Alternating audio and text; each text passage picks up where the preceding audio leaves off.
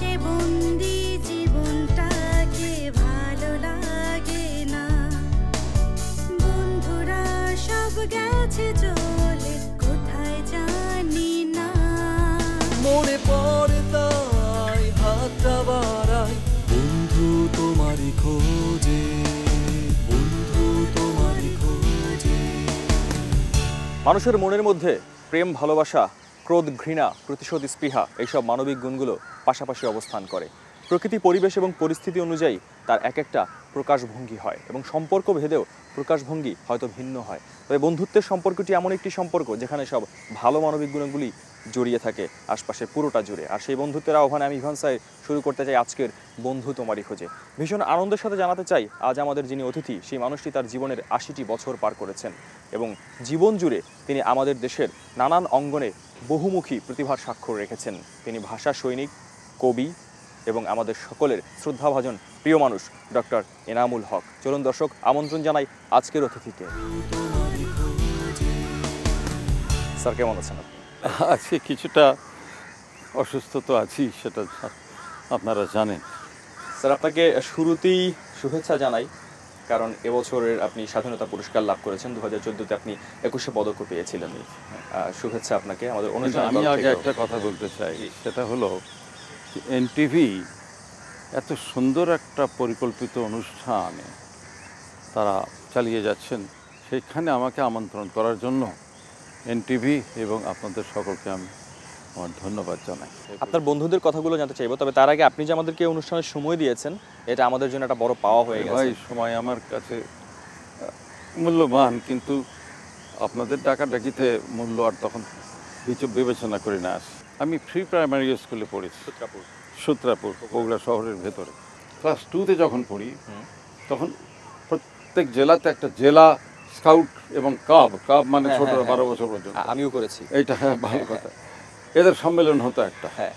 তো আমি যে ক্লাস 2-তে পড়ি, এটা 1943। সেখানে আমাকে ওই কাবের দলের মধ্যে অন্তর্ভুক্ত করা হলো।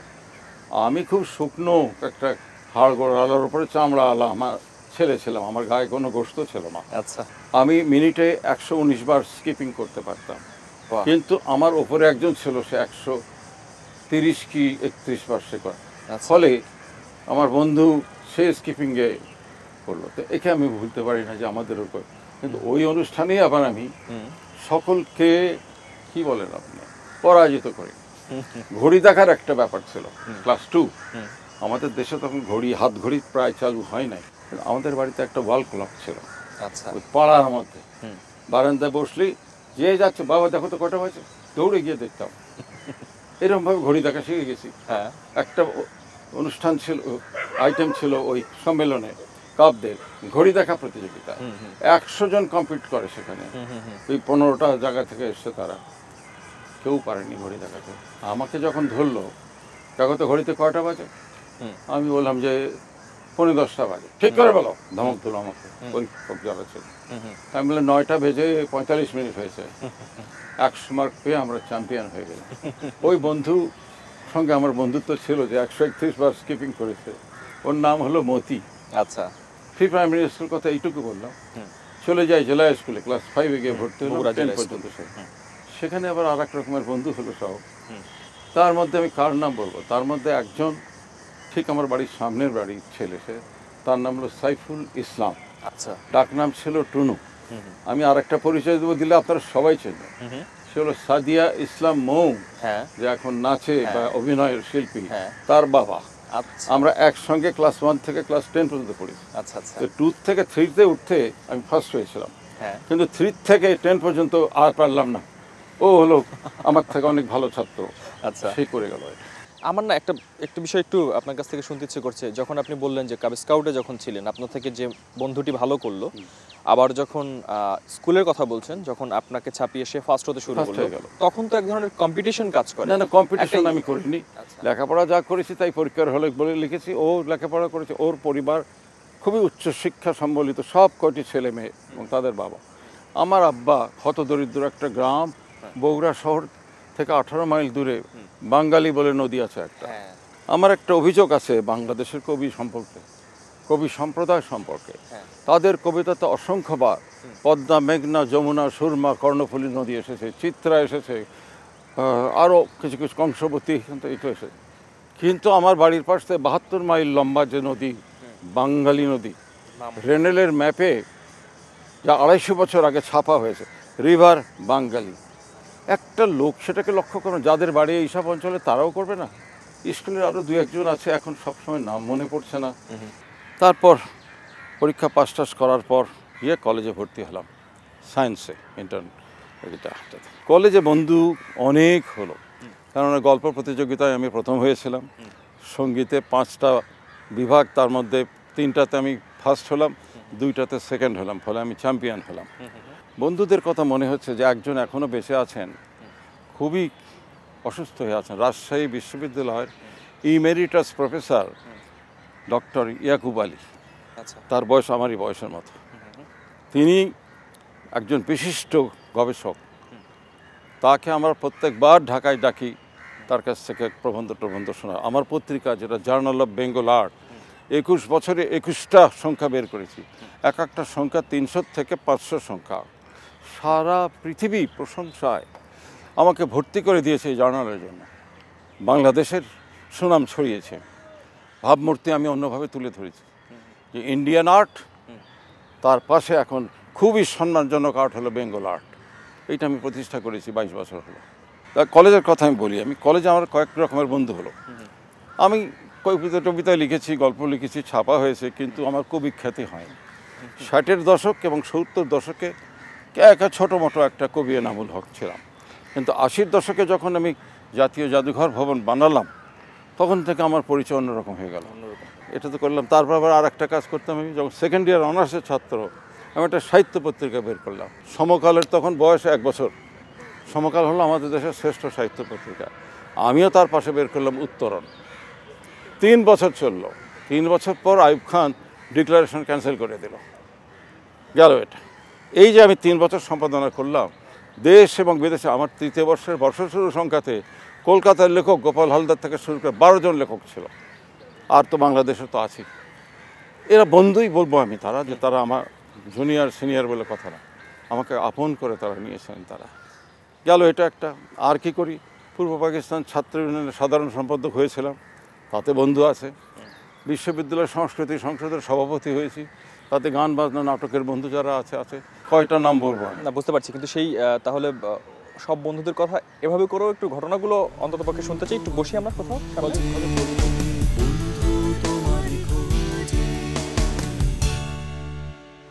স্যার, আপনার বিশ্ববিদ্যালয়ের গল্প একটু শুনবো। বিশ্ববিদ্যালয়ে আমি আসবার আগে আবার কলেজে একটু ফিরে যেতে হয়, কারণ 2-3টা বন্ধু আছে, তাদের কথা আমার বলা দরকার। সেটা হলো যে ফার্স্ট ইয়ার ইন্টারমিডিয়েট পড়ি, সেই সময় আমি কোনো খেলাধুলা জানতাম না ভাই। ফুটবলে আমি লাথি দিতে পারতাম না, আঙ্গুল দিয়ে করতাম, এটা তো করার কথা না। ক্রিকেট খেলা ও তো সাংঘাতিক ব্যাপার। কিন্তু ভালো ছাত্র ছিলাম বলে একদিন মানে দয়া করে আমার বন্ধুরা বললো যে আচ্ছা এই দলে তুমি খেলো। তো ফার্স্ট বলে আমি আউট হয়ে গেলাম। আমি বললাম বাবা এটা আমার কাজ হবে না। তখন আমি কি করলাম, আমি পাশে হলো এডওয়ার্ড পার্ক, বগুড়া খুব সুন্দর পার্ক এটা, তো ওটার পাশে হলো মেথর পট্টি। আমি গেলাম সেই পট্টির মধ্যে, ছেলে পেলে সব ঘুরে বেড়াচ্ছে, করছে, পোষা আছে, করে। আর তুমি স্কুলে যাও বলে, না স্যার আমাদের স্কুলে যাওয়া নিষেধ তো, আমাদের মেথরের ছেলেকে তো নেবে না কোনো স্কুল। আপনি আসো সব আমার সঙ্গে। মেথরের ছেলে এবং রিক্সাওয়ালাদের ছেলে 120 জনকে আমি 4 বছর পড়িয়েছি। প্রথমে খেলোয়া মাঠে চাটাইয়ের ওপরে, তারপরে খড় দিয়ে দিয়ে একজন চাচার কাছ থেকে তার সামনের যে মাঠটা আছে বললাম পারমিশন দেন, আমি পার্মানেন্ট কিছু করবো না, আমি টেম্পোরারি স্কুল করলাম। তো ওইখানকার বন্ধু এখন বলি, কিছু কিছু জুনিয়র ছাত্র তারা বললো স্যার আমরা আপনার সাথে আছি। একজনের নাম হলো কমলেশ সেন, সে চলে গেল পরে কলকাতা। ওর বড় ভাই খুব নাম করা ফুটবলার ছিল, অমলেশ না কি জানি, মারা গেছে সে। তো কমলেশ চলে গেল কলকাতাতে, কিন্তু তার আগে আমার সাথে শিক্ষকতা যারা করেছে তার মধ্যে কমলেশ একজন। আমাদের ছিল 7টা থেকে 9টা পর্যন্ত স্কুলটা হয়, পরে তারপর গোসল করে খেয়ে দিয়ে কলেজে গেলাম।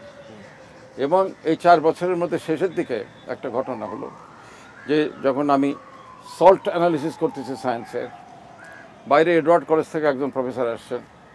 3 ঘন্টার মধ্যে যখন 2.5 ঘন্টা হয়েছে, কলেজের বেয়ারার একটা কী যেন তার হাতে দিয়ে গেল, বললো যে কে হে তোমাদের মধ্যে এনামুল হক কে? বুক কাঁপে উঠলো আমার, জারি এতগুলো ছাত্রের মধ্যে স্যার আমি। বলে তোমার একটা চিঠি আছে পাকিস্তানের অ্যাম্বাসেডার যিনি মোহাম্মদ আলী ওয়াশিংটনে, সেখান থেকে তোমাকে কংগ্রাচুলেট করে চিঠি লিখেছে। এইসব করে 56 সালে আমি ঢাকায় চলে এসেছি। কলেজ থেকে গেলাম বিশ্ববিদ্যালয়ে এসে তো প্রথম হলো ড্রামা সার্কেলের সাথে পরিচয় হলো, এবং আমি হলাম ম্যানেজার, প্রোডাকশন ম্যানেজার, মাকসুদুর সালেহীন সভাপতি। মনিরুল আলম যিনি বাংলাদেশ টেলিভিশনের ডাইরেক্টর অফ প্রোগ্রামস ছিলেন, 75 সালের যে একটা প্রতি বিপ্লব হয় তাতে তাকে মেরে বস্তা বন্ধ করে ওই পুকুরের মধ্যে ফেলে দিয়েছিল। কয়েক মাস পরে তার হাড্ডি পাওয়া গেল। ও ছিল আমার খুব বড় বন্ধু। তারপর আমার ক্লাস ফ্রেন্ড মারা গেছে এগুলো। এখন একজন জীবিত আছেন, বন্ধু না, আমার থেকে 9 বছরের বড় তিনি, ডক্টর ইদ্রিস। ওই যে খালিকুজ্জামান ইলিয়াস গল্প লিখেছিল না, প্রতিশ্রদ্ধা পা একটা কাটা ছিল, তারই চাচা। আচ্ছা, এখন 89 বছর বয়স, আমাকে ছোট ভাইয়ের মতো স্নেহ করেন। বন্ধুই আমার তিনি এই সময়কার বন্ধু। তারপর মনে কর যে আসলাম বিশ্ববিদ্যালয়ে, তো নাটকের সাথে থাকলাম। তারপরে সংস্কৃতি সংসদের প্রতি শনিবার দিন একটা করে বিচিত্র অনুষ্ঠান হতো, তার মধ্যে বেশ কিছু বন্ধু হয়ে গেল সেখানে। দিন মোহাম্মদ খান এখনও জীবিত আছে, Rashidul Hasan director general of industries ছিল বাংলাদেশ সরকারের, তিনি এখনও বেঁচে আছেন, এখনও ঢাকায় আছেন। এরা আমার বন্ধু, ঘনিষ্ঠ বন্ধু ওই দিক থেকে। আরেকটা কথা বলি, মোস্তফা জামান আব্বাস, আমরা একসাথে ভর্তি হয়েছি। ও আমাকে, আমি তো মফস্বল থেকে এসেছি, আর এরা হলো সব ঢাকা কলেজ, নটরডেম কলেজের পাশ করা, ক্যাচ প্যাচ করে সব ইংরেজি বলে। আমি বলতে পারি না, আমি প্রি প্রাইমারিতে পড়া, আমার পক্ষে সম্ভবপর না। আমার মনের মধ্যে একটা কেমন যেন হয়ে গেছে, এদের সাথে বাবা পারবো না। তো মফস্বল ধরেন বরিশাল থেকে একজন, আমি বগুড়া থেকে একজন, ময়মনসিংহ থেকে একজন, আর 5 জনের, 30 জনের মধ্যে 25 জন হলো ওরা, আমরা 4-5 জন হলো মফস্বলের ছোকরা, এইরকম। কিন্তু আব্বাসির সঙ্গে, আব্বাসির ফ্যামিলি আর আমার ফ্যামিলি, আমরা কিন্তু দুজন পরস্পরের সাংঘাতিক রকম বিরোধী মতবাদী এখন পর্যন্ত, কিন্তু বন্ধুত্ব আমাদের সেই তখন থেকে এখন পর্যন্ত টিকে আছে। তার পরবর্তী জীবনে আমি একটাই চাকরি করেছি, জাদুঘরে, একটা ডাক বাংলার মতো 4-5টা ঘরের একটা জাদুঘর ছিল। সেই কথাগুলো একটু হেঁটে হেঁটে শুনি কথাগুলো। আমরা অনেক কথা তো শুনছিলাম, এবং উল্লেখ করে বলতে চাই যে প্রবাস জীবনে মুক্তিযুদ্ধের সময় আপনি একজন অন্যতম সংগঠক ছিলেন। সেই সময় আপনার সাথে যারা ছিলেন এবং সেই সময়ের বন্ধুদের কথাগুলো একটু শুনি। আমি তখন অক্সফোর্ডে ডক্টরেট করছি, আমি 3 বছরের প্রোগ্রাম, কেবল ফার্স্ট ইয়ার যাচ্ছে। সেই সময় যখন যুদ্ধ শুরু হলো, তখন আমার সুপারভাইজার বলল যে হক, তুমি যদি কাজে কর্মে যেতে চাও, তুমি যতদিন তোমার সময় লাগে তুমি যাও, আমাকে কাছে আসতে হবে না। আমি ভাই চমৎকার, ধন্যবাদ। তো আমি গিয়ে কি করব, তখন দেখতাম আগে যে আমাদের যে কোনো অনুষ্ঠানই হোক, সেমিনার হোক, বিচিত্র অনুষ্ঠান হোক, এখানে সোনার বাংলা গান গায় ভারতীয় মহিলারা, বন্ধু সম্পন্ন, যেহেতু আমাদের কেউ গাইতে পারে না। আমি দেখে আমার খুব খারাপ লাগলো যে আমরা সোনার বাংলা গাইতে পারবো না। আমার সঙ্গে ছিল মিসেস মুন্নির রহমান, অসাধারণ কর্মী মহিলা ছিলেন, মারা গেছেন মোটর গাড়ি অ্যাক্সিডেন্টে। সে আর আমি, এবং ওর বাড়িতে একটা হারমোনিয়াম ছিল। ফলে গান বাজনাতে লিখে গেলাম, গান রচনা করলাম, 2টা ইংরেজি গান, 2টা বাংলা গান, এবং রবীন্দ্রনাথের এবং নজরুল ইসলামের যত ব্যর্থ প্রাণের আবর্জনা শুরু করে আমাদের যাত্রা হলো শুরু, এই সব গান। 100 জনকে ডাকলাম যে শনিবার আর রবিবার করে তোমাদের গান শিখতে হবে। আমরা 1 আগস্টে ট্রাফালগার স্কোয়ারে যে প্রথম ওপেন সম্মেলন হবে বাংলাদেশের, সেখানে গাইতে হবে। গান শেখালাম তাদেরকে, জাতীয় সঙ্গীত তো বটেই। তারপর ট্রাফালগার স্কোয়ারে বিরাট সম্মেলনে আমরা 1 ঘন্টার একটা অনুষ্ঠান প্রযোজনা করি। এখানে যারা সাহায্য করেছিল আমাকে, তার মধ্যে একজন হলো মিসেস মঞ্জু হাফিজ, সে হলো নৃত্যশিল্পী, সে হলো ডান্স ডিরেক্টর সে। তারপরে মনে করেন এখন বিএনপিতে মন্ত্রী খন্দকার মোশাররফ, সে তখন ছাত্রলীগ করত, সেই খুব কাজের ছিল। আর এমনি ছিল যে আমি যে বাংলাদেশ গণসংস্কৃতি সংসদ যেটা প্রতিষ্ঠান করলাম, যে সরকার যদি না করে তাহলে আমিই করব, এবং সেইভাবে করলাম। আমার ভাইস প্রেসিডেন্ট ছিল ফজলে লোহানি, আমার থেকে অনেক বড়। আরও ছিল শফিক রহমান, বিএনপি করে। এদেরকে নিয়ে, এরা আমার বন্ধু। এবং ওই যে বললাম মোশাররফ, ও আমার বন্ধু, ও মুক্তিযুদ্ধের উপরে বই লিখেছে প্রবাসে, আমার উপরে 1 চ্যাপ্টার লিখেছে সে, ভালো লিখেছে সে। আবু সাইদ চৌধুরী সাহেব লিখেছেন, আব্দুল মতিন বলে একজন সিনিয়র সাংবাদিক লন্ডনে থাকতেন, তিনি বই লিখেছেন। তারপরে শেখ সাহেবের ভাইপো হয় অথবা ভাগনা হয়, শেখ আব্দুল মান্নান, তিনি লিখেছেন। তো যাই হোক, এই যে গানের যে এগুলো আমি শুরু করলাম, এখানে আরও কেউ, মানিক চৌধুরী, জাস্টিস রিটায়ার্ড সুপ্রিম কোর্টের, ও ছিল সাথে, ওর আরও বন্ধু ছিল, সবগুলোর নাম মনে হচ্ছে না। এরা আমরা গান করেছি। এখন মানিকের সঙ্গে দেখা হলে মানিকই বলে, না ভাই আপনার মনে আছে ওই গানটা? আছে। এরা সব বন্ধু হলো মুক্তিযুদ্ধের সময়। আমি তারপরে ঠিক করলাম যে আমার ফ্যামিলিকে আমি টাকার ব্যবস্থা করে দিয়ে জানুয়ারি মাসে আমি যুদ্ধক্ষেত্রে যাব। এখানে বসে আমার ভালো লাগছে না। ক্লাস 10-এ যখন পড়ি স্কুলে, 1 মাসের একটা বেলুচ রেজিমেন্টের ট্রেনিং হয়েছিল। ওরা একটা প্ল্যাটুন এসেছিল, এসে আমাদের ছাত্রদেরকে, 9-10-এর ছাত্রদেরকে 30 দিন পরীক্ষা শেখাল। অনেক কিছু শিখলাম, কী করে রাইফেল, কী করে এলএনজি, বুঝতেই পারছো 30 দিনের একটা কনডেন্স কোর্সের মতো আমাদের। আমি সেটা শিখেছি। আমি বসে থাকবো এখানে, আমি যাব যুদ্ধে। কিন্তু যুদ্ধ 16ই ডিসেম্বর শেষ হয়ে গেল, আমার আর যুদ্ধ যাওয়া হলো না। তো গেল এটা। তারপরে আমি যখন জাদুঘরে ফেরত আসলাম, আমি সব কিছু সেখানে বললাম তো যে 1990 সালে আমাকে 1 বছরের জন্য সংস্কৃতি সচিব নিযুক্ত করা হয়েছিল। এখন বহু লোকে বঙ্গবন্ধুর বিরাট প্রেম, প্রীতি, ভালোবাসা, শ্রদ্ধা নিয়ে ঘুরে বেড়াচ্ছে তারা। আমি তো সরকারি চাকরি করতাম 2টা, একটা হলো সচিব, একটা হলো founder director general of Bangladesh national museum. আমি 1990 সালের 17ই মার্চ বঙ্গবন্ধুর জন্মদিন আমি অনুষ্ঠান করলাম। নিষেধাজ্ঞার মাঝখান থেকে পালন করছেন। স্যার, আমরা এবার একটু বসি এবং এখানে বসে আপনাকে একটু চমকে দেবার চেষ্টা করব। আচ্ছা আচ্ছা, চলো ভাই, খুব ভালো কথা সেটা।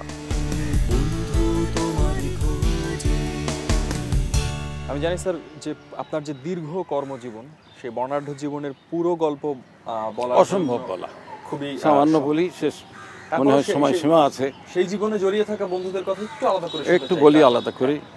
যে ধরেন আমার যেসব বন্ধু বিশ্ববিদ্যালয় হয়েছিল, তার মধ্যে যারা এখনও জীবিত আছে, মোস্তফা জামান আব্বাসির কথা বলেছি, হাসনাত আব্দুল হাই আছে, দিন মোহাম্মদ আছে, রাশিদুল হাসান আছে, এরা বড় বড় পদ কাজে গেছেন। আরও অনেকের সঙ্গে, অনেক ডিপার্টমেন্ট, নাম না জানা লোকেদের সঙ্গে বন্ধুত্ব হয়ে গেছে। আর কি বলবো, সবাই আমার বন্ধু। আপনার মুখে হাসি দেখে ভীষণ ভালো লাগছে, ভালো লাগে, এবং সেই হাসিটা বোধহয় আরেকটু বেড়ে যাবে যদি এমনটা হয় যে আপনারই খুব কাছের কোনো বন্ধু এখন আপনার এই প্রোগ্রামের ভেতরে, হ্যাঁ এখনই আপনার পাশে বসে। ভাই, আপনি তো আমাকে আশ্চর্য করে ফেললেন। আমার তো কোন বন্ধুকে যে আপনি নিয়ে আসতেছেন জানি না, নিয়ে আসেন আপনি, দেখি। মোস্তফা জামান আব্বাসি, প্লিজ স্বাগত। আমরা যেরকম ছিলাম সেরকমই আছি। এই যে বললাম বন্ধুর কথা, আমার ফার্স্ট ইয়ারে একসঙ্গে যখন ভর্তি হই ইউনিভার্সিটিতে, তখন থেকে এই পর্যন্ত আমাদের বন্ধুত্ব অটুট রয়ে গেছে। তো ওকে আপনারা প্রায়ই জানেন যে সে গান গায় ভালো, আব্বাস উদ্দিনের ছেলে। কিন্তু সম্প্রতি 5-7 বছর হলে তার একটা পরিচয় হয়েছে যে আমাকে এবং আমার মতো অনেক মানুষকে চমৎকৃত করেছে। ও 10, 12, 15 কি 20টা বই লিখেছে, কোরআন শরীফ অনুবাদ করেছে বাংলায়, এবং রুমি, জালালউদ্দিন রুমি, সেই বিখ্যাত মুসলমান কবি, দার্শনিক, হ্যান্তানিক, তার উপরে জীবনী লিখেছে সে, এবং আরও অনেক লিখছে। এখন সে, ওর সঙ্গীত জীবন চাপা পড়ে যাবে সাহিত্য জীবনের মধ্যে। এই হলো আমার সেই বন্ধু। হ্যাঁ, তা আমাদেরও ভীষণ শ্রদ্ধেয় এবং ভীষণ প্রিয় মানুষ। একটু স্যারের সাথে কথা বলতে চাই। যেমনটা এতক্ষণ শুনছিলাম স্যার, একেবারে শুরুর দিক কি মনে আছে কিভাবে দুজনের বন্ধুত্বটা হয়েছিল, পরিচয় হয়েছিল?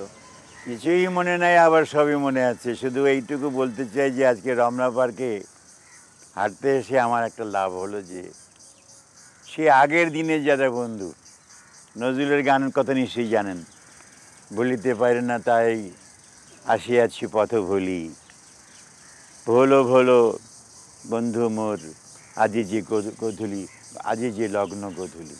এই গধূলি প্রান্তে এসে প্রথমে কথা মনে হবেই একেবারে সদা চঞ্চল চিরতরুণ, বগুড়া থেকে এসেছে আমাদের ইউনিভার্সিটিতে। আমরা তো ঢাকায় পড়াশোনা করেছি, সে এসে বগুড়া থেকে।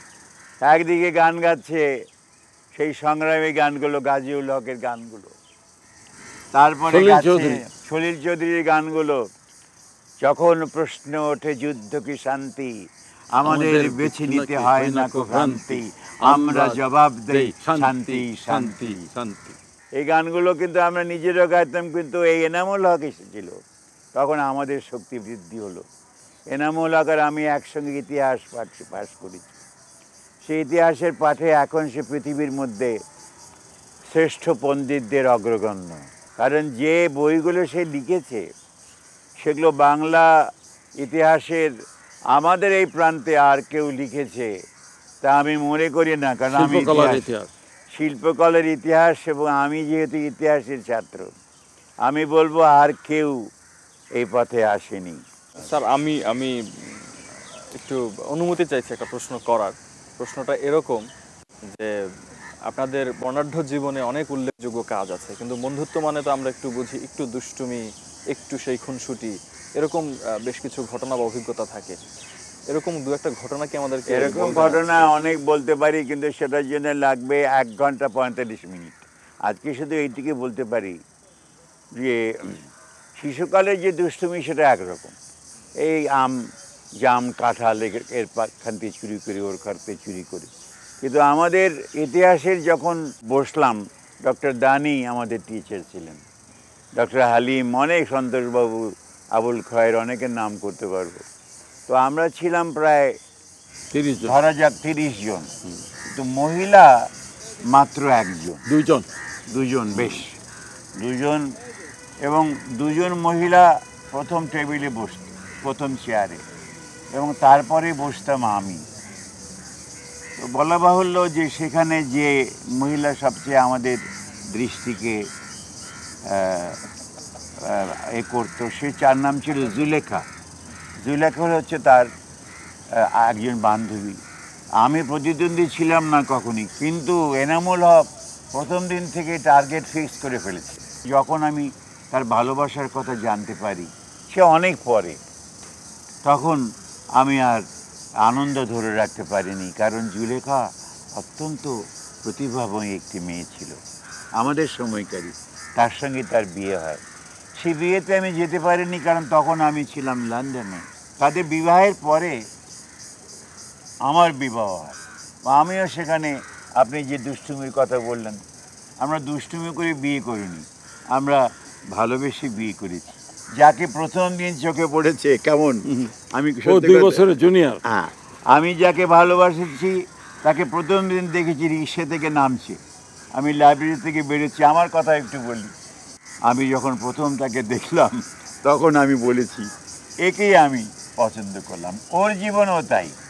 আমরা যে দুই বন্ধুই কথাবার্তা বলছি, এর মধ্যে কিন্তু অনেক অনেক কিছু বাদ দিলাম সময়ের প্রয়োজনে। এইটুকু আমি বলি যে হয়তো এনামুল হক, আমরা হয়তো অনেক দিন থাকবো না এখানে, কিছুদিন চলে যাবে, কিন্তু আপনারা একদিন এই ডকুমেন্টারি খুঁজবেন যে বাংলাদেশের সর্বশ্রেষ্ঠ পণ্ডিত কে ছিল, সব্যসাচী কে ছিল। আমি বলবো সব্যসাচী ছিল ডক্টর এনামুল হক। আমি বলবো আমার বন্ধু সেই ছিল সেই মানুষ যে ঢাকা মিউজিয়ামকে ন্যাশনাল মিউজিয়ামে প্রবর্তন করেছে। আমি একটু অনুমতি চাই যে শেষে আমার ইচ্ছা করছে যে আমার কোনো কবিতা আমি মনে রাখতে পারি না, লোকে বলে একটা করেন, তো আমি পারি না। সেই জন্য আমার একটা সনেটের শেষ 4 লাইন, সেইটা আমি এখানে বলার সুযোগ নিতে চাই। আমি তাকে ঘৃণা করি যে আমাকে নিপুণ কৌশলে ঈর্ষা বা অবজ্ঞা দিয়ে ঠেলে দেয় পৃথক মহলে। শত্রুরা যা ভাবে সেরকম নই আমি ভয়ানক, কেবল আক্রান্ত হলে জ্বলে উঠি এনামুল হক। অসংখ্য ধন্যবাদ জানাই আপনাদের দুজনকে। তো দর্শক, মানুষের জীবনটা সত্যি অনেক বেশি ছোট, দেখতে দেখতে কেটে যায় জীবনের বেলা, আর শেষ বেলায় এসে হয়তো পুরো জীবনের দিকে তাকিয়ে আপনিও খুঁজে বেড়াবেন আপনার বন্ধুদেরকে, কিংবা খুঁজছেনও বটে। আর তখন যেন আপনার কাজগুলোর মাধ্যমে এমন হয় সেই বন্ধুদের জাদুঘর থেকে তুলে আনা এক জাদুকর বন্ধু আপনি। সেই প্রত্যাশায় আজকের মতো বিদায় নিচ্ছি, এবং আগামী সপ্তাহে আপনার প্রিয় চ্যানেল এনটিভির পর্দায় আবারও বন্ধু তোমারই খোঁজ অনুষ্ঠান নিয়ে হাজির হয়ে যাব। ততক্ষণ পর্যন্ত বন্ধুর সাথে থাকুন, খুব ভালো থাকুন। আল্লাহ হাফেজ। কোথায় জানি না মনে পড়ে